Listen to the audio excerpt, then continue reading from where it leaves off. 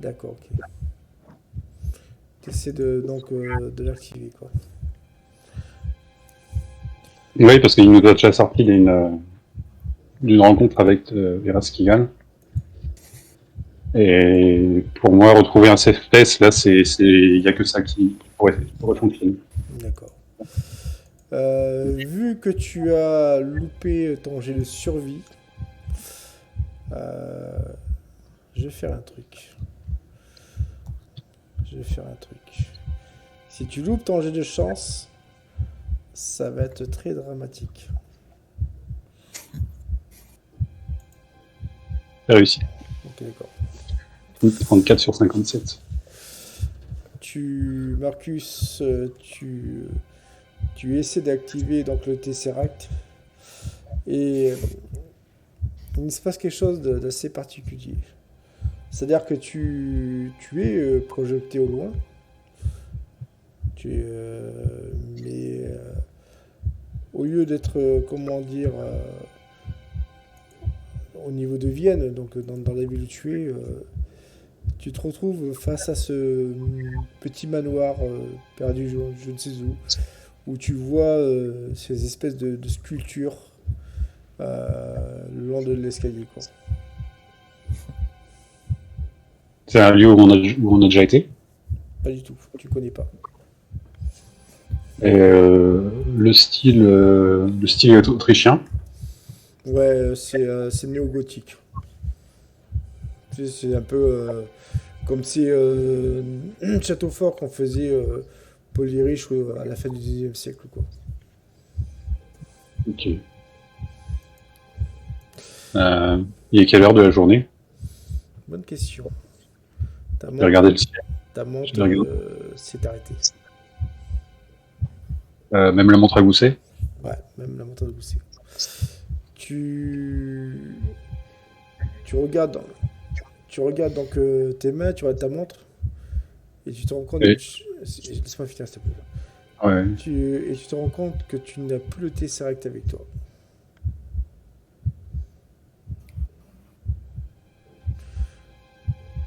Ouais. Eudoxie, tu es la seule à pouvoir voir ce qui se passe. Tu vois cette démone qui s'approche. Elle est horrible. Elle ramasse le Tesseract. S'approche de toi, Eudoxie. Mhm. Tu es donc face à elle. Alors, ma petite, on voulait jouer avec des forces qui te dépassent. Intéressant.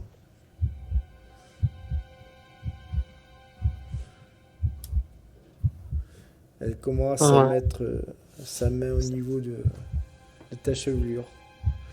Tu sens ses mains crochues. C'est très désagréable. Je suppose qu'en tant que petite fille, j'ai toujours la marque de Lee. Ouais. Et Euh, je vais regarder vite fait ma main, et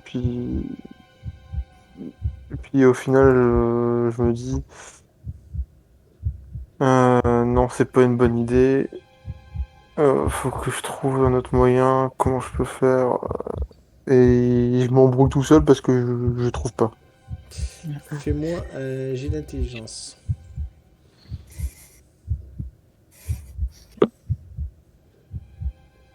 Ouais, Tu as un réflexe des plus absurdes qui soient. Alors qu'elle te tend le Tesseract, tu poses la main dessus comme pour vouloir lui arracher des mains. Et il y a une lumière intense, une lumière assez spectaculaire. Doxy Winklein, tu retrouves ton corps de femme adulte, tu te réveilles. Mais non plus au niveau de cette forêt, mais dans une rue, plein, XIIIe siècle à Constantinople.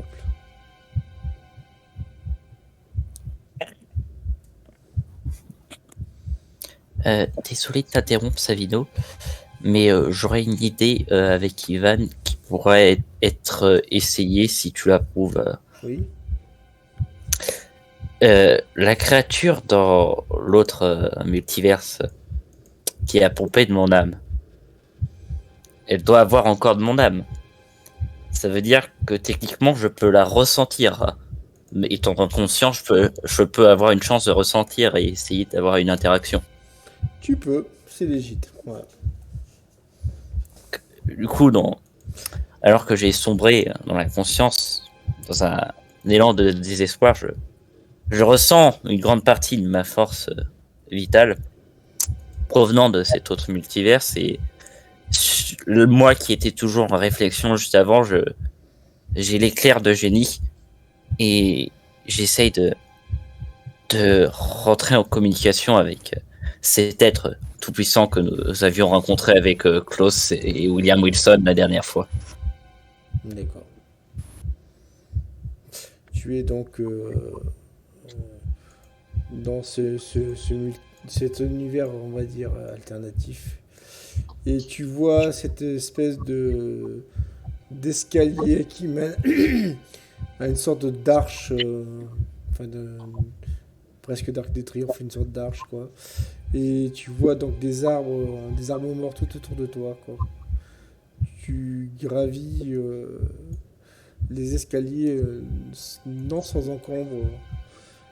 Et à côté de toi, tu vois une personne. C'est Klaus. Klaus, tu vois Ivan qui te réveille. Où sommes-nous? Que s'est-il passé? Nous sommes de retour dans cet autre univers. Et où sont Eudoxie et Marcus? Je ne sais pas. Dans mon sommeil, j'ai vu la mort et puis j'ai vu comme une lumière, comme un élan d'espoir, et je suis apparu ici.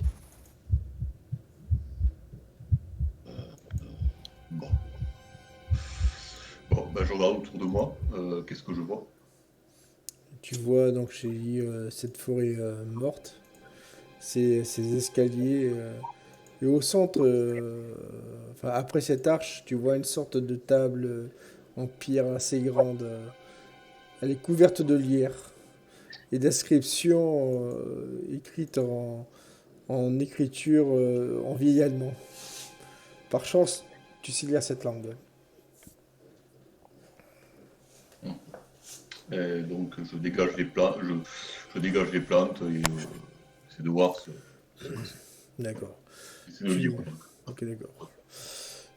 En attendant que je te dise ce qui est marqué dessus, je vais aller sur Marcus. Marcus, toi, tu es donc face à ce manoir. Hein, Ouais. et tu vois que la porte d'entrée est ouverte. Que fais-tu? Je voulais regarder le ciel pour essayer de voir à quelle heure il était. Je voyais la course du soleil, avoir une idée. C'est impossible parce que, comme je te l'ai dit, il fait brouillard et en fait c'est un ciel gris, quoi. D'accord, bon, je sais pas si je vais quelque part. Bien, je vais rentrer dans ce manoir. Tu rentres. Tu vois une espèce de majordome oui, Je vais mettre mon monocle ok. comme je pense que je ne suis pas quelque part. Ok, tu mets ton monocle et en fait le majordome n'est pas humain, quoi. Mais celui-ci te fait un geste de la main pour t'inviter à entrer dans ce manoir. Bonjour monsieur. Je crois que je me suis perdu. Est-ce que vous pourriez m'indiquer où je me trouve? Mais Et vous êtes chez vous, mon cher. Et te dit-il de manière assez naturelle. Ah, finalement, j'ai retrouvé le chemin. Merci beaucoup. Que tu, Et je vais rentrer de manière naturelle. tu rentres de manière naturelle, tu vois le salon qui est richement décoré. Ce salon d'ailleurs te plaît, tu te sens à l'aise, tu te sens même limite chez toi. Alors, je vais faire un lien avec le désir impétueux que j'avais quand l'ombre d'Erashkigal était en train d'envahir, d'être tout autour de moi et de vouloir être dans un endroit sûr. Et je me dis qu'en fait, le Tesseract a exaucé mon vœu. Exactement. Et que du coup, je ne suis plus. Que je suis dans un endroit sûr, mais que du coup, je ne vais pas pouvoir faire grand-chose ici. Tu es donc dans cet endroit, euh, tu t'assois et au bout de quelques minutes, tu vois une chose assez particulière. Tu vois une femme de ménage qui n'était pas à sa place et qui est en train de nettoyer un meuble. Puis après, au bout de quelques minutes, tu vois ce majordome qui est en train de pousser un chariot. Et tu as l'impression qu'il y a plusieurs jours qui ont passé entre ta venue et cet instant. Faudrait pas que je reste trop longtemps non plus ici. Qu'est-ce qu'il me faudrait? J'ai cherché dans mes livres, j'ai cherché dans ma bibliothèque. Il faut que je retrouve, faut que je trouve quelque chose pour contrer Eraskigan. D'accord. Tu cherches au niveau de la bibliothèque et tu vas me faire un jet de fouille du coup.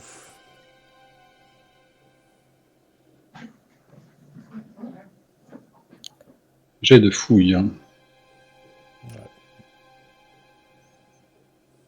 45, je crois que ça passe. Ouais, 45 sur 50. Et tu cherches donc au niveau de la bibliothèque.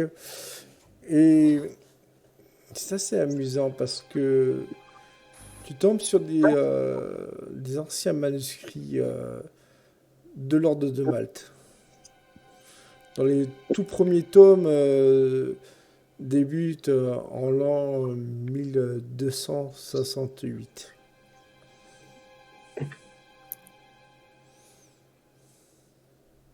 1268, Ouais. Constantinople, tout ça.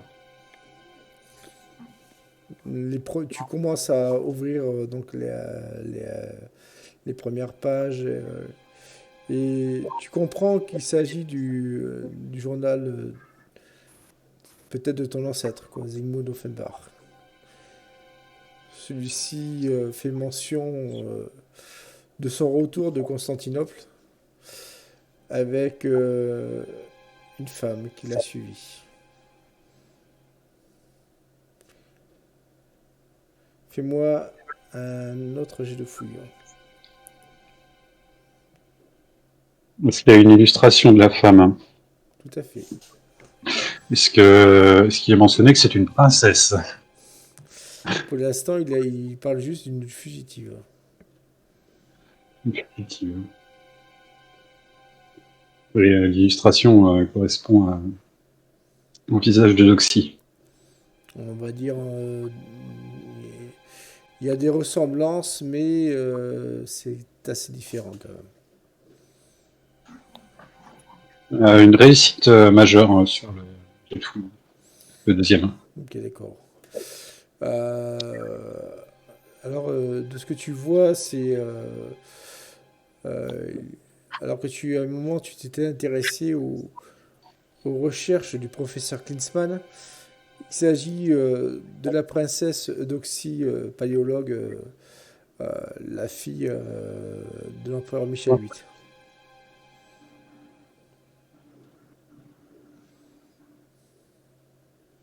Alors du coup, je me pose la question, pourquoi est-ce que je tombe là-dessus alors que je cherche quelque chose de Erasmigal. Mais mon esprit est vraiment absorbé par ces manuscrits. Tout à fait, quoi. Le majordome arrive, te demande voulez-vous un peu de thé Je vois que vos recherches vous prennent beaucoup de temps. Euh, non, ça ira, je vais passer à la salle d'armes. D'accord. Tu vas donc à la salle d'armes, tu vois plusieurs pistolets de plusieurs époques, plusieurs armes blanches qui vont de l'Antiquité jusqu'au sabre de cavalerie du 19e. Je vais prendre tout ce qui peut être utile contre les dents de bien. D'accord. Et pour l'instant, nous allons revenir avec Eudoxie. Eudoxie, toi, ça fait quelques jours que tu es à Constantinople. Tu as réussi, bon gré mal gré, à t'acclimater, à te trouver une place et à faire ta propre enquête sur ce qui se passe en ce moment. Et au vu de ce que tu avais découvert par rapport à ta lignée, ta généalogie, tu sais que ton ancêtre est ici. Il s'agit évidemment de celui qui a fondé la lignée qui a donné naissance à ton père, Vincent Klein. Cet ancêtre, ce Hollandais, ce Stéphane van der Steg, pays alchimiste et membre Omicron, tu dois le rencontrer. Hum.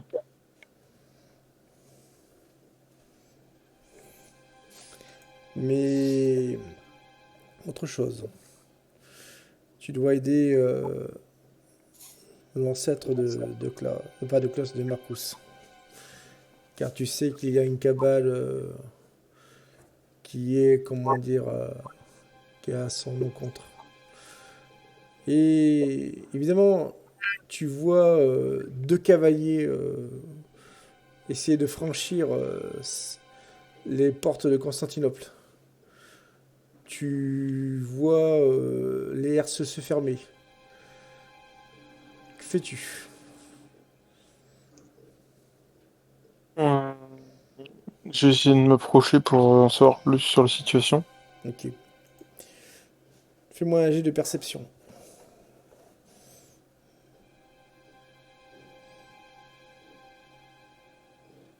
Ça passe. Ça passe. Tu vois donc une sorte de chevalier teutonique qui chevauche à côté d'un homme qui semble être un sarrasin. Derrière le chevalier teutonique, tu vois une femme. Tu vois qu'ils sont pris en chasse par des soldats. Et tu vas me faire un jet de mental.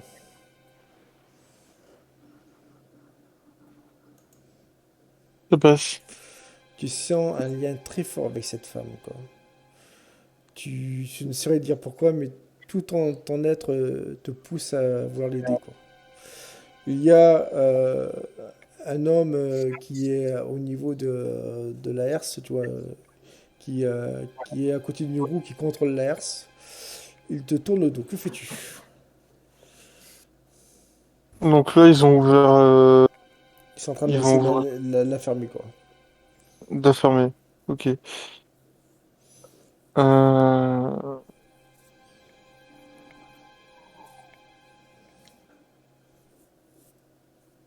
euh, Du coup, euh... est-ce qu'il y a moyen de savoir pour moi, pour l'aider, le mieux ce serait que cette herse se ferme ou ne se ferme pas? Ah, qu'elle ne se ferme pas. Ok, bon, bah, je vais essayer d'assommer le mec avec mes pouvoirs pour qu'il lâche les commandes, quoi. Parfait, fais-moi un jet de mental. Ça passe. Ça passe, tu fais un sort, ça projette l'homme, mais c'est du vieux bois et ça provoque une déflagration qui bloque la herse. Les deux cavaliers passent la herse. Tu vois un des deux hommes qui t'observe en haut, qui est surpris, mais qui continue son chemin. Et la herse se ferme. Tu as réussi à sauver ces deux cavaliers, quoi. Tu entends Deus Vult. Exactement. Et donc si tu vois donc des soldats qui commencent à monter les escaliers pas loin là où tu es, quoi. Fais-moi vite un jet de discrétion.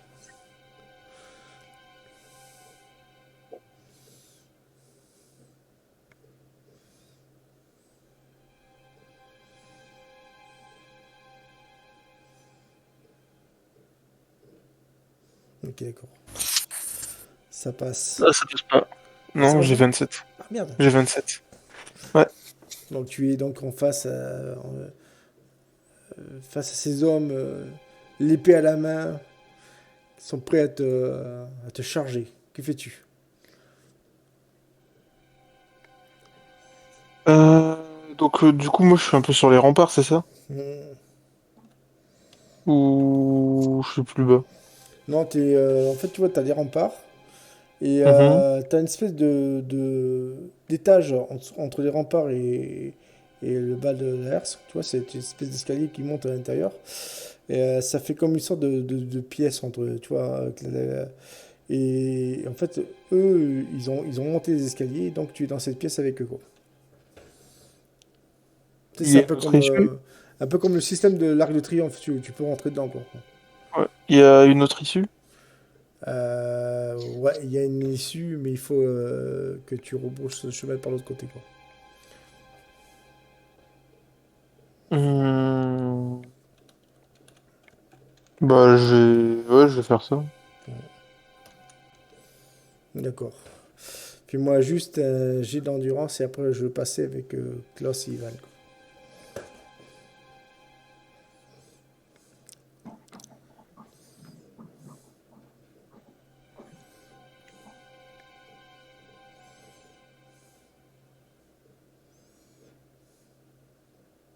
Ça passe pas. Ok, d'accord. T'es sur le point donc de t'enfuir, mais tu es vite, comment dire, non pas à bout de souffle, mais tu as du mal à te mouvoir dans ces endroits qui sont trop exigus, quoi. Il va falloir que tu combattes ces hommes, quoi. De ton côté, Klaus. Klaus, tu es donc face à cette pierre. Ça te met quand même un bout de temps pour la te dire, quoi. Ouais. Mhm. Tu finis par trouver quelque chose qui semble euh, avoir un sens malgré cette écriture en écriture gothique. Et tu lis ceci.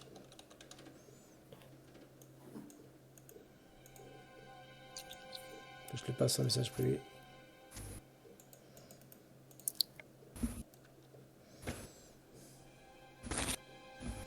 C'est un texte assez sibyllin. Tu ne sais pas de quoi il Ouais. s'agit, Et mais tu... Voilà. je lis à voix haute. D'accord. euh, je, je lis à voix haute Mm. pour Ivan. Enfin, je lis à voix haute en même temps que je l'écris, tout tient comme ça. Oui. La pierre de Luarga guidera l'homme perdu.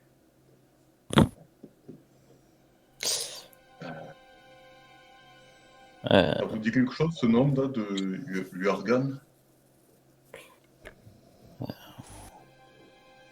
non. Et là, je repense au gardien et du coup, par instinct, j'ai peu de souvenirs de mon inconscience que j'essaie du coup, de recréer un petit peu ce contact de façon brouillonne et voir si je peux pas malencontreusement avoir une information dessus ce gardien et sans trop forcer, juste par curiosité, en entendant ce que vient de dire Klaus, l'idée me vient. D'accord. Fais-moi un jet de mental et après je vais décrire la scène suivante. Ça passe. Ça passe. Tu essaies de raccrocher ce nom à cette entité que tu avais rencontrée. Mais tu ne saurais dire s'il s'agit de son nom ou pas.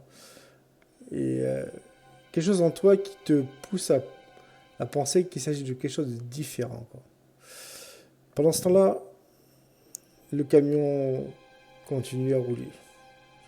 Les hommes qui sont derrière le camion sont en face de deux corps inanimés. Celui-là d'Ivan et celui-là de Klaus. Ivan, ton ventre brouille de plus en plus.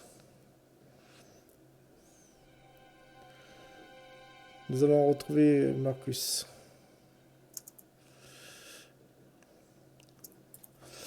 Oui. Marcus, il met vite dans sa sacoche, parce que il a senti que le temps passait trop vite ici. Il met vite dans sa sacoche tout ce qu'il peut trouver contre les vampires, balles en argent, pieux, Bible, eau bénite, etc. contre les démons aussi. Et il va vers le majordome et il dit alors, je dois y aller. Faites du très bon travail, mon ami. Continuez comme ça, je reviens très bientôt.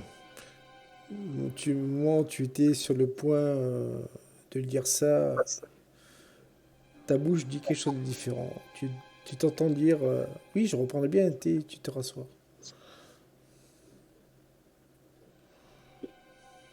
J'ai le mental. J'ai la sacoche avec moi. Tu l'as fait tomber par terre. J'ai le mental.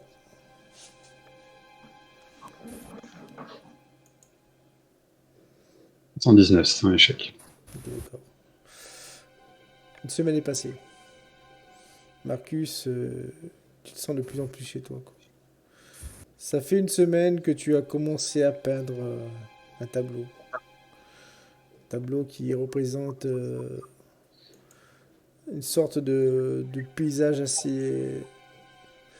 assez particulier. Une sorte de forêt avec un escalier, une arche et une table en pierre. Et tu l'as signé du nom de Luargan. Tu en es très fier.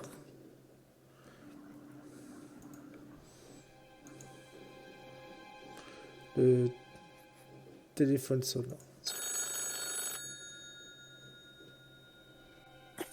Et décrocher si le majordome n'est pas là, ou s'il m'a amené le téléphone. Le majordome t'amène le téléphone. Je vais prendre le téléphone.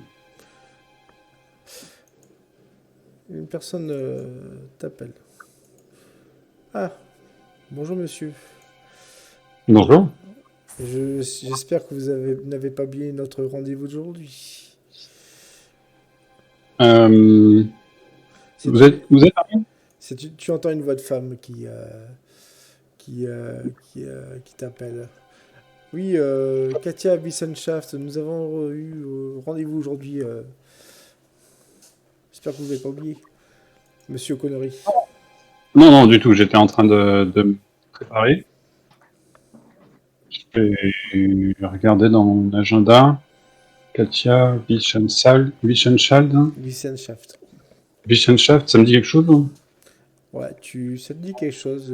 Bizarrement, ce nom, tu es persuadé que tu le connais. Et elle t'a appelé Monsieur O'Connery. Et ce nom t'est familier aussi. Hmm. Je lui appelle sa profession. Tu lui demandes. Ah oui, mais voyons donc, monsieur, je suis votre conseillère au niveau du psychiatre, de votre psychiatre.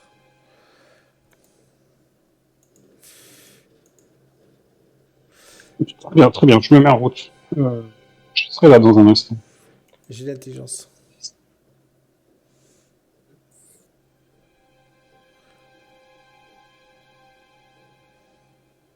Marcus, j'ai. Ouais, ok. 67, ça fonctionne. Ok, d'accord. Il y a plein d'éléments qui ne collent pas. Déjà, tu vois plein d'anachronismes au niveau du mobilier, de certains véhicules, même des gens. Il y a des choses qui ne semblent pas logiques. Tu vois une personne qui semble être attelée par un chien ou que ce soit un cheval. Tu vois une femme qui semble jouer avec une espèce de gros citrouille. Le long de ton chemin, tu sens quelque chose qui va pas avec cet univers. Quelque chose qui ne tourne pas rond. Tu commences à avoir des sueurs froides. Fais-moi un Je ne jet. suis pas, Oui. je ne suis pas ici. Tu arrêtes pas de te dire ça. Je ne suis pas ici, je ne suis pas ici, je ne suis pas là. Tout ceci n'est pas vrai. Et à chaque instant où tu te rapproches de l'adresse qui t'a été donnée, tu commences à oublier tes doutes. Mais quelque chose qui est au fond de toi essaie de lutter.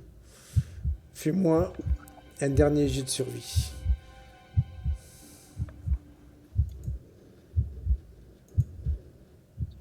Ça passe. Ça passe. Tu te comprends avec l'idée que tu n'as pas ta place ici. Et pareil, une lumière blanche à Paris. Et tu retrouves Ivan et Klaus en face de toi, face à ce paysage des plus absurdes.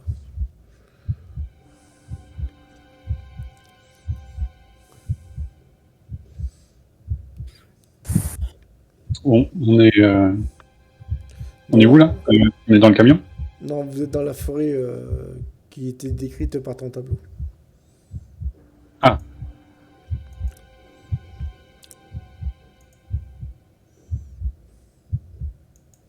C'est là que Je tu suis- es. Vas-y. Je suis ici. Et Ivan et Klaus, vous entendez Marcus qui prononce ces mots de manière répétée. Je suis ici, je suis ici. D'un ton monocorde, comme si toute raison avait quitté son esprit l'espace de quelques instants.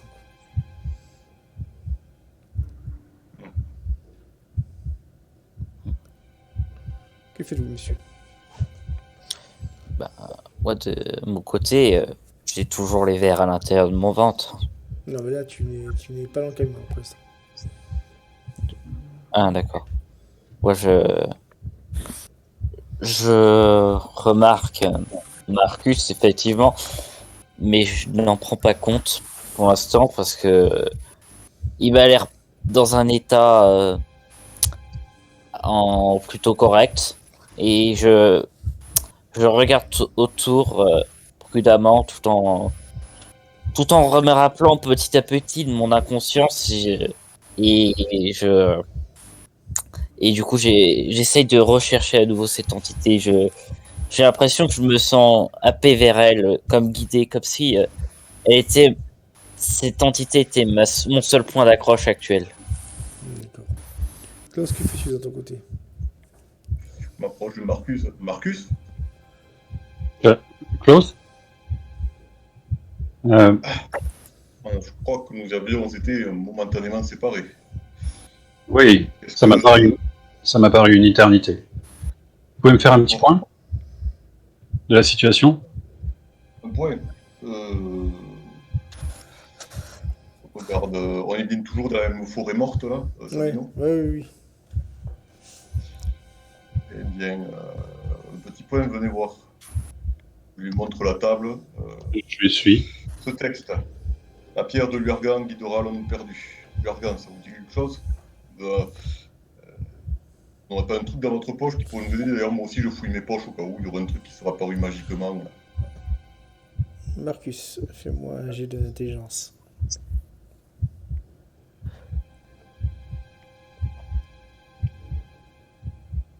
Oh, ça passe. Ok. Tu te creuses l'esprit. Lurgan, ça te dit quelque chose, quoi. Je ne saurais dire, mais au bout de quelques minutes, ça finit par te revenir. Il s'agit d'une ancienne histoire, un vieux conte euh, qui était raconté euh, dans les pays baltes au Moyen-Âge, quoi.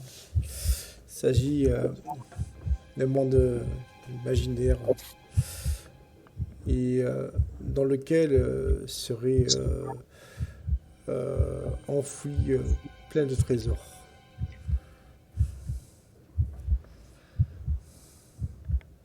Ouais, ça va être dur si on doit aller d'ici au Pays Baltes pour sortir. Pour une pierre qui nous fait sortir d'ici. Il me dit que l'homme perdu, ça va être nous ici. Mais pour cette pierre.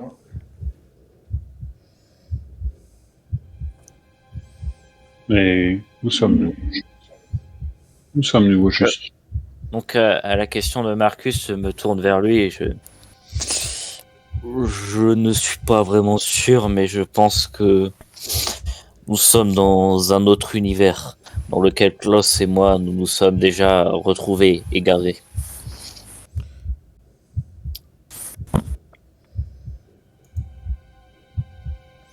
Eudoxie de ton côté. Et Eudoxie?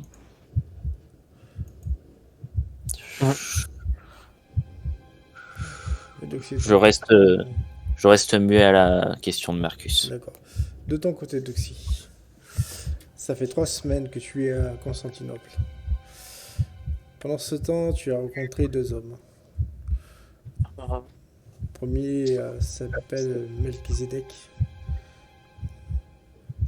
qui vient de Trésibonde, une ville de l'Orient. Il t'a initié à certains secrets. Tu as parlé de ta mission. Tu as parlé de tous tes amis. Mais celui-là qui a captivé son attention est Marcus Offenbach. À côté de toi, vous avez un autre homme qui est assis. Il boit son thé. Un homme gros. Stéphane Van der Steig. Tu es en face de ton ancêtre, Eudoxie. Stéphane ne sait pas qui tu es. Enfin, il n'a pas connaissance de ta véritable identité, Eudoxie. D'ailleurs, comment tu t'es fait... Enfin, quel nom as-tu choisi pour ce voyage au Moyen-Âge? Ben, Rosaline Stanlock. Hein. D'accord. Tu as pris donc ton autre identité, Rosaline. Donc, ils te disent tous les deux, Dame Rosaline, nous avons essayé de trouver un artefact qui pourrait vous ramener chez vous. Malheureusement, c'est très compliqué à en trouver. Mais il semble que la salle au trésor de Constantinople a plein d'objets rares.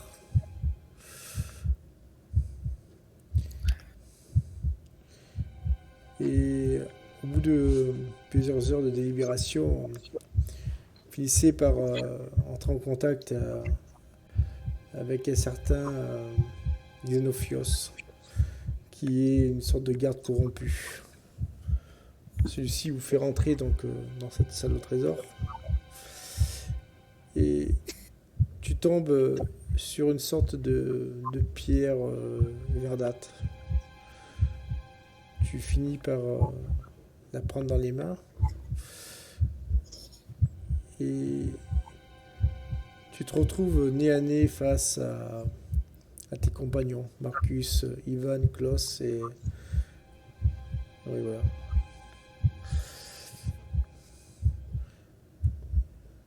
Ivan, Klaus et Marcus, vous vous retrouvez enfin à Eudoxie. On est toujours dans la forêt? Toujours. Pour vous, il ne s'est passé que quelques instants. Pour Eudoxie, c'est passé plusieurs semaines, voire même un bon mois. Ah, Eudoxie, on vous cherchait justement. Qu'est-ce qui s'est passé? Et j'ai le souvenir de ce camion, j'ai le souvenir de Ivan qui a été blessé. Ivan, vous êtes toujours blessé? Non, mais si j'en crois mes pensées, je pense que c'est parce que mon corps physique à moi, je ne suis pas sûr en ce qui vous concerne, n'est pas présent ici. Et oui, nous sommes ailleurs. Et pour tout vous dire, je comptais sur Eudoxie pour nous sortir d'ici. Et si elle n'est pas à l'extérieur, je ne pourrais pas la suivre comme une balise.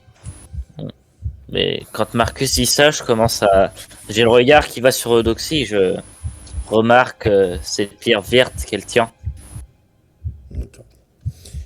Et je- Oui. Et je regarde l'écrit. Du coup, en même temps, je tourne le regard entre les deux. D'accord. Tu vois la pierre, cette pierre verte. Marcus, fais-moi et d'ailleurs toi aussi, Ivan, faites-moi tous les deux. Non, même Klaus aussi. Faites-moi tous les trois un jet d'intelligence. Raté. C'est la pierre.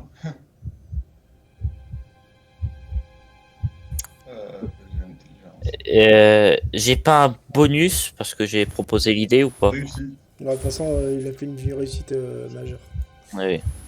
Mais bon, on va dire, ça a été pas mal. Klaus, ouais, évidemment, pour toi, c'est évident. Il y a de très grandes chances que ce soit la pierre. Vous voyez au niveau de cette table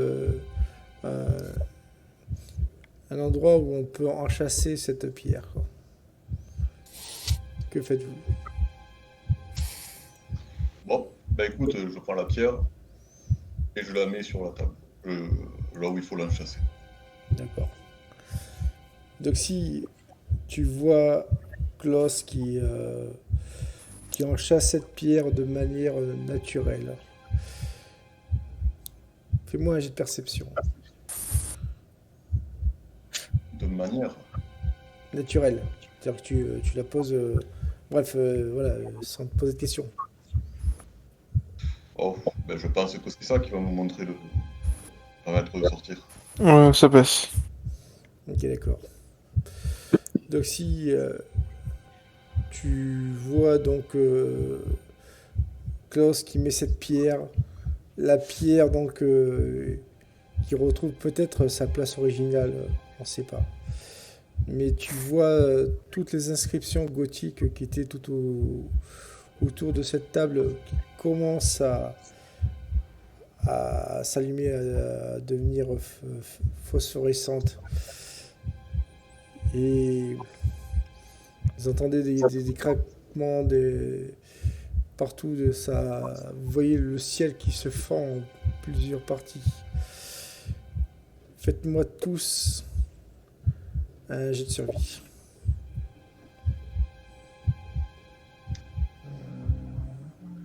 Réussi, a priori. Ouais, réussi. Échec. D'accord. Réussi. Réussi. Ok. Klaus, tu finis par te réveiller dans le camion. Tu vois ces hommes qui sont autour de toi, qui t'ont menotté. Ivan, de ton côté, tu es pareil, comment dire, allongé. Tu vois une sorte de Qui êtes-vous? Les hommes ne semblent pas répondre. D'ailleurs, ce ne sont pas les mêmes que vous avez vus dans la forêt. Ils ont une sorte de robe de bure. Klaus, tu les reconnais vite fait. Ce sont les homonculus qui étaient avec Ereshkigal, quoi. Vous croyez l'avoir fini avec vous? On a quitté le manoir comme vous avez demandé. Pourquoi êtes-vous revenu nous chercher? Je cherche, je regarde qui conduit le camion. Tu peux pas, tu es à l'arrière du camion, tu sais, où il y a une espèce de Ah oui. grande bâche, quoi. Ah oui, oui. Comme les camions militaires, quoi. Ouais. Hmm. Ils ne répondent pas. Par contre, tu entends une sorte de lamentation d'une de ces créatures. Et donc si toi, pareil, tu te retrouves au milieu de ce camion et tu es pétrifié d'horreur parce que tu reconnais des entités qu'on appelle la marche inexorable. Une sorte de super armée infernale, quoi.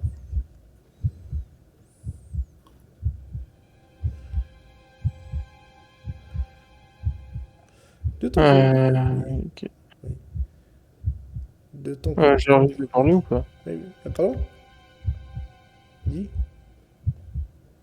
Ah. J'ai pas compris ce que t'as dit. Est-ce que je suis en état de parler? Oui, t'en étais de parler. Que voulez-vous? Ils ne répondent pas. Et d'ailleurs, de ce que tu sais, ce sont des êtres qui sont, on va dire, pour la plupart privés de parole, quoi. Enfin, démunis de parole, on va dire.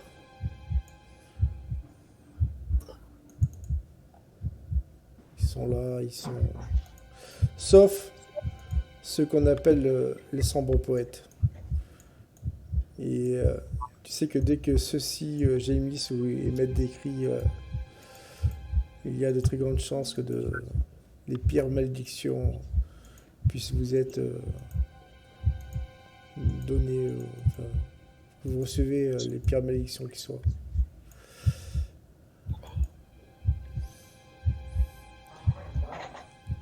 Tu vois par contre une entité qui apparaît. Tu reconnais Reshkigal, qui tient le Tesseract. Elle te dit, tu me demandes ce que je voulais?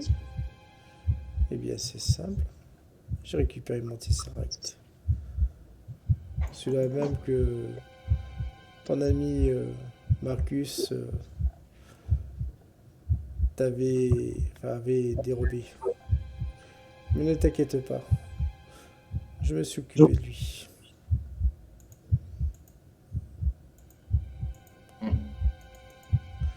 Marcus de ton côté. Oh, c'est simple. Il est très loin maintenant. Marcus. Oui. Nous sommes en 1985. Tu as perdu la mémoire. Au bout de quelques mois, on te connaîtra sous le nom de Lester O'Connery. Et tu commenceras une carrière en tant que majordome.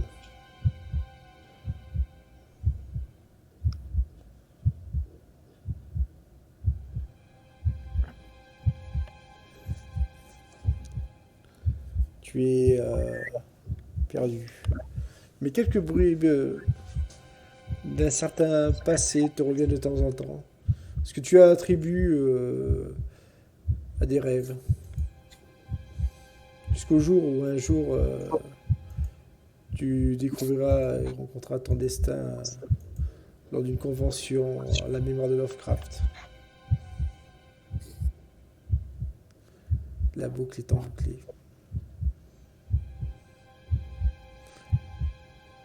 Ivan, de ton côté. moi, j'ai le ventre, du coup, qui s'est un peu calmé. J'ai encore ces hauts le cœur d'écouter et j'arrive à peine à parler à cause de ma situation et la seule chose que je fais, c'est lever un peu le bras droit en, du coup, murmurant de ma voix cassée. Je veux vivre! Je veux qu'il vive! En parlant du coup de Klaus et Eudoxie. Et là, je me rappelle des seules pensées que j'ai eues lors de mon inconscience en voyant du coup cette lumière. Et donc, dans cet élan de désespoir, je comprends ce que je voulais faire et j'essaye de prendre contact avec cette entité, mais en retransmettant ce que mes paroles en pensaient et quitte à y sacrifier une partie de ma vie, je veux avoir le pouvoir du coup de m'en sortir et de faire s'en sortir les deux autres de cette situation. Tu vas me faire un jet de chance. Avec un malus de 20. Si Très tu bien. loupes... Attends, on va le faire. Si tu loupes ce jet, je ferai un des 2, 3. Et ça définira ce qui va se passer pour vous tous. Ça passe! J'étais à 15 avec le malus, ça passe! Ok, d'accord. Donc si tu es donc face à Ivan qui rentre en transe, tu comprends qu'il essaie de faire un voyage mystique. Tu comprends aussi qu'il est en train de vivre ces derniers instants. Donc si toi, Ivan, vous vous retrouvez dans cette dimension infernale, vous voyez un être des plus énigmatiques. Il semble changer de forme toutes les 2 secondes. Que faites-vous?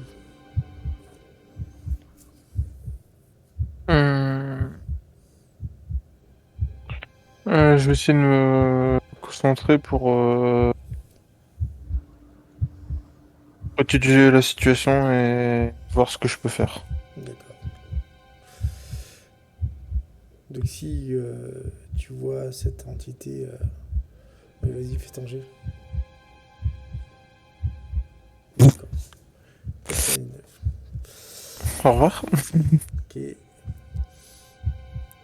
Cette entité qui t'observe et qui est intriguée. À l'approche de toi, Ivan, il te dit: que veux-tu, mortel?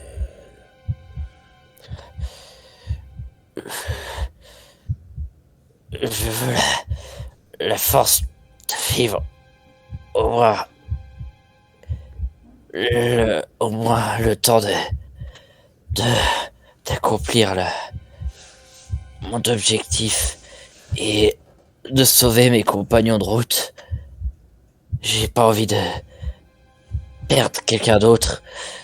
J'ai pas envie de me perdre moi-même.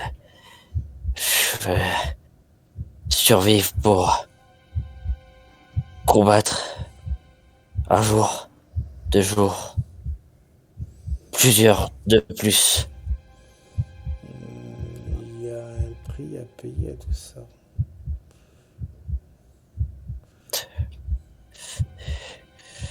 Qu'est-ce que vous voulez? Ce que je veux n'a aucune importance. C'est ce que tu veux qui compte.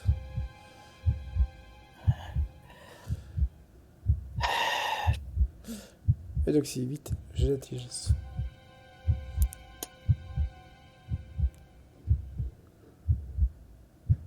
Ça passe. Ok. Tu es en face d'un démon des plus horribles qui soient. Il s'appelle Kargonov, le menteur. Il a pour habitude de proposer des promesses de dupes. Enfin, tu vois ce que je veux dire. Ouais.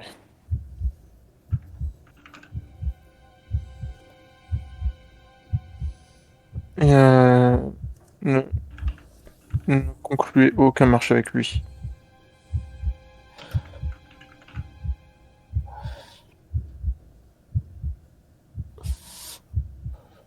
Que tu... Quand tu lui dis ça à Ivan,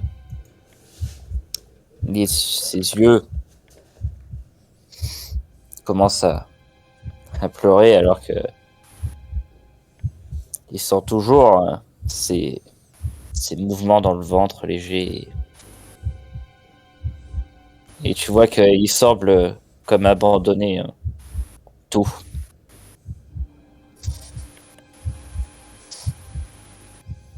Comme s'il avait tout perdu. D'accord. Donc si tu vas essayer de me faire un jet de mental pour essayer de sortir de cette dimension infernale.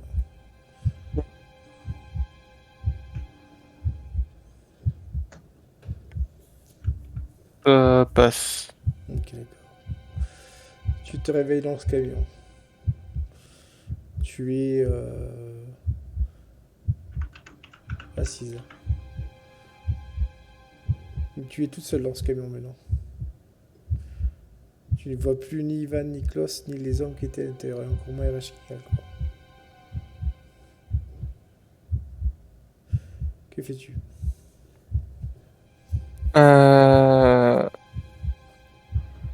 Est-ce qu'il y a essayer de repérer des traces magiques? Bonne idée. Fais-moi un jet de mental aussi. Tiens. Ça passe. Ok, donc du coup, tu sors derrière le camion. Tu vois une sorte de village abandonné. Mais tu vois donc des maisons qui sont là le long d'une petite ruelle, quoi.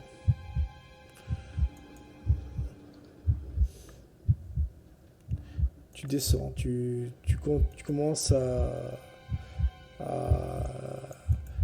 te déambuler dans ces rues, à te promener. Et tu vois donc une espèce de maison ouverte, enfin une porte de maison, quoi. Et tu reconnais Ivan, enfin, qui est allongé à même le sol. Il y a des bocaux qui sont remplis de ce qu'il y avait dans son ventre. J'ai de perception d'oxy.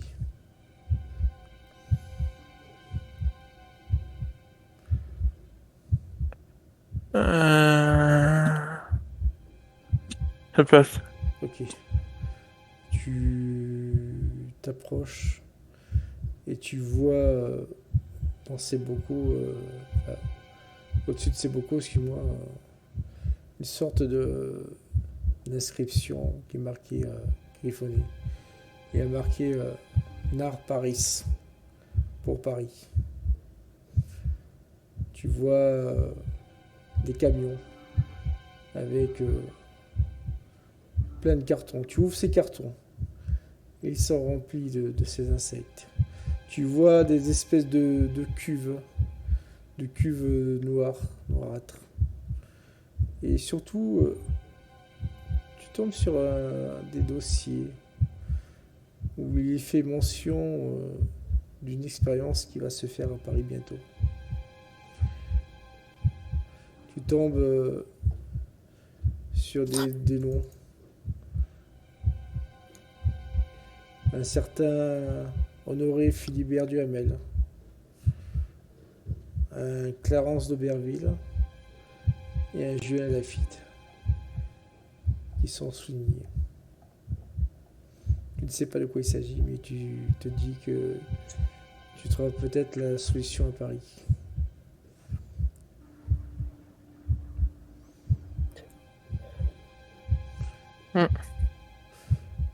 Tu t'approches d'Ivan. Celui-ci le souffle court. Ivan, que vas-tu dire pour tes derniers instants?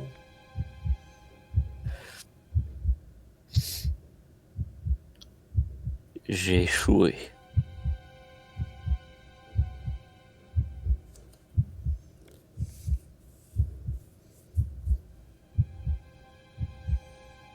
Klaus, de ton côté, tu te réveilles.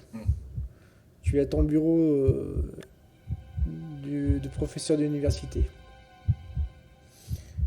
Tu as perdu la mémoire. Tu ne te souviens plus ni de Doxy, ni de Marcus, ni d'Ivan, ni de personne. Tu as le doyen qui est en face de toi. Il sourit. Alors, mon cher Klaus, on se réveille? Alors attends, est-ce que je me souviens des aventures quand même? Pas du tout. Quoi? Je dis pas du tout. On parle bien de toutes celles du début depuis que Klaus a vu du paranormal, c'est ça? Oui, c'est ça, je t'ai dit, tu es amnésique. Ah d'accord. Moi je croyais que c'est là. Oui, un petit somme. C'est bizarre, ça ne me ressemble pas. Enfin bon, ouais, désolé, mais pourquoi venez-vous me voir? Ah, non, je n'ai rien. C'est juste que j'ai eu un courrier d'un certain ami qui s'appelle Johan Garlen. Il nous invite à sa réception et je comptais sur vous pour m'accompagner. Ben écoutez, volontiers. Et qui est ce monsieur? Ah, un homme d'affaires. Au même titre que Erlang, que vous connaissez certainement. Et c'est vrai que ce nom te dit quelque chose parce que c'est un homme d'affaires assez connu, quoi. Oui, étrange. Bon, que les hommes d'affaires s'intéressent à d'humbles petits professeurs comme nous. Ah, non, mais fou, ne l'intéressez pas. C'est juste que moi, en tant que doyen d'université, je suis invité. Alors, je ne voulais pas y aller tout seul. D'accord. Eh bien, écoutez, c'est... Ouais, je vous accompagnerai. Ça me changera de mon quotidien. Merci d'avoir pensé à moi, mon cher ami. Si tu D'accord. peux nous appeler comme ça. Tu finis par voir le doyen quitter ton bureau. Et tu vas me faire un dernier jet de perception.